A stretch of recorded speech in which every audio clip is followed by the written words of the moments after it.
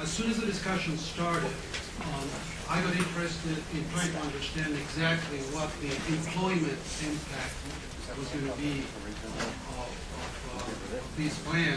So while the title is economic impact, clearly everything that I'm going to talk about is focused particularly on employment generation. And I'd like to start by setting some perspective here on what we're talking about. And I know the first point is kind of contentious and could lead us on a rabbit hole I'm discussing all day, but the question is how far behind are we in terms of broadband deployment and adoption?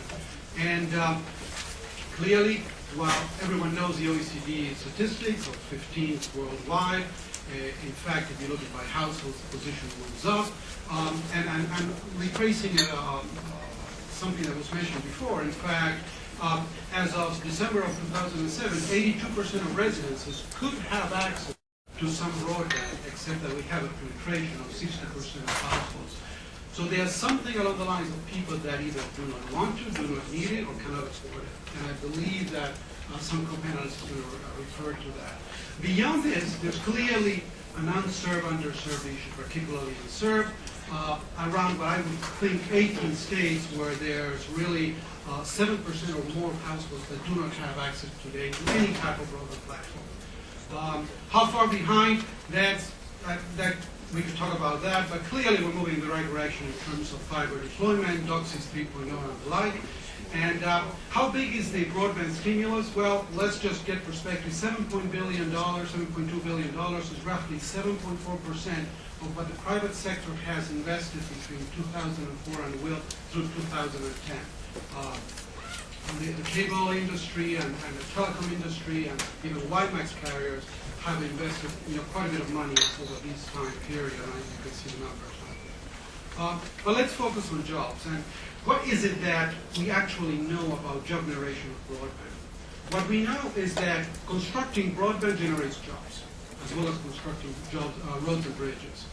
We know also that while the total industrial output generated by deployment of broadband is significant, there's a portion of that that is leaked out of the country by virtue of the fact that a lot of equipment is being produced overseas, notwithstanding the Buy American clause. We also know that the induced effects of network construction, that means household spending, magnify the total impact of network deployment. That we have research, we have numbers, we have validated over time.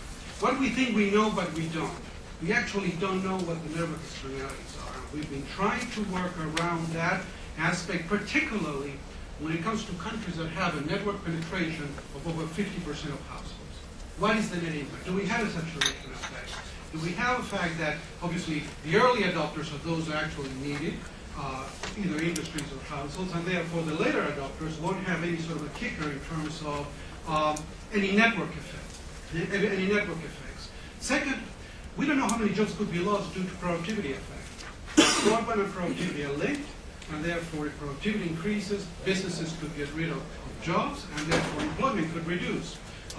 Could we lose jobs as a result of outsourcing? Outsourcing enables, broadband enables outsourcing and displacement of jobs, and therefore we could see a leakage of jobs going out of the region. And finally, if we focus the broadband on a certain region of the country, that might attract jobs, but it could be a net loss to other regions of the country, so it could be a zero-sum game. And what we know we don't know is whether faster speeds result in externalities that lead to more jobs. That we know for sure that we need to do some research on. So I focus first on network deployment. How many jobs can we create as a result of constructing the network? And these are the numbers. 128,000 jobs, and we rely here on input-output matrices, and we had to make some assumptions on how much of that was going to be wireless versus wireline, because clearly digging trenches and laying out equipment or upgrading a base station doesn't result in a similar number of jobs, and these things are being defined as we speak. But net, we're talking about 130,000 jobs, with some sectors, as you can see, both on the direct and indirect effects. The direct are the ones jobs generated in construction, equipment and telecommunications. The indirect are generated by other sectors whose performance is going to be triggered by spending in those three that I mentioned before. Secondly, we tested this and said, well, what if we were to put the same money on roads and bridges as opposed to broadband? It's an infrastructure effect. obviously of a different type. And clearly we would be generating more jobs. On the margin, on the direct and indirect side, is 128,000 versus 152. But there's going to be less leakage overseas, clearly, because the equipment component of those 7.2 billion is not going to be existing if we're actually building roads and bridges. So it's important to retain that as a comparison. Moving now into the network effects, what we think we know but we don't know. There are three simultaneous effects that will be affecting this in terms of generating new jobs. One is productivity, and we're going to see increasing productivity. We've seen it overseas. We can detect that is occurring. That could be a negative impact on employment unless there's growth and innovation. That's my second stream. That would generate new services, new applications, and that would trigger more employment generation. And finally, you get outsourcing. And outsourcing goes both ways. You can attract jobs, let's say Iowa and their virtual call centers with rural communities actually serving. For instance, JetBlue is actually served out of a virtual call center located in rural Iowa. But we can lose jobs as well. So these things have a number of puts and takes. I focused here, and I'm going to belabor the point, not on the whole country, although the provision says that probably one program would be focused on each state. I tried to focus really on those states where I could see that there was a glaring gap. And those are these 18 states, some of the usual suspects: Alabama, Arkansas, West Virginia, and where the household penetration is 47%. Remember, the national average is 60, and the population penetration is 21%. Remember, the national average is 25%. So you see that there's something going on in those states that could benefit out of the program. This is the sort of the stats. I assume that we would bring those states to the national average of 60–62%. And these are the results of the analysis. We could, on the mid-course scenario, generate over 136,000 jobs. And we would lose jobs on productivity. We would gain jobs on innovation effect. We could either lose or gain them on outsourcing. But the wild swings are incredible. We could either get a net loss of jobs of 1,000, or we could gain 273,000, and that's probably optimistic. So what this tells us is, number one, we don't know actually what these effects are going to be. Two, it is critical that this is not just a matter of throwing technology to the situation. It is a need of pairing up with employment retention and generation programs that have nothing to do with technologies and more have to do with economic development. In terms of just going back to comparative employment effects and multipliers, I compared with my fellow panelists. I think on the multipliers on these network construction we're reasonably close. We're actually a little bit more conservative on the externalities effects. But to be honest, at the level of the second externalities effect, the research community is all over the map.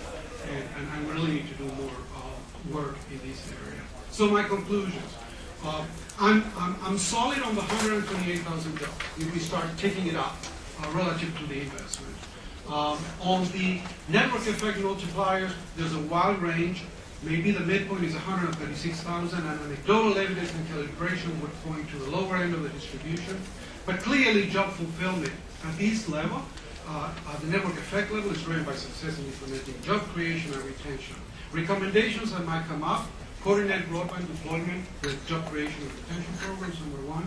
Refine criteria for selecting areas to deploy broadband. Really focus on where we can get the best economic kicker in terms of employment generation. Centralized program evaluation and grant allocation. I mean, this is private industry 101 says if we decentralize the allocation, we're going to sub-optimize the impact that we can get on employment generation. I'm referring to the RUS and NTIA.